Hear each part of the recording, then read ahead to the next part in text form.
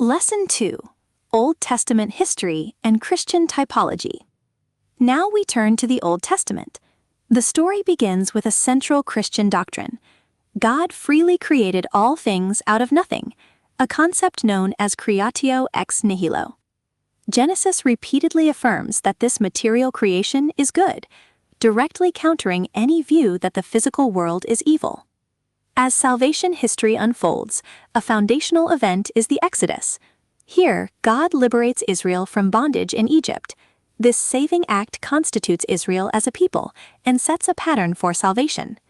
At Mount Sinai, God binds the people in a covenant, giving them the Decalogue or 10 Commandments. These obligations express love of God and neighbor and are a response to God's saving initiative, showing that liberation precedes obligation. Later, when Israel struggled, God sent the classical prophets. They were spokesmen who called the people to covenant fidelity and justice, insisting that empty worship without justice and conversion is unacceptable to God. They also provided hope, especially during the Babylonian exile.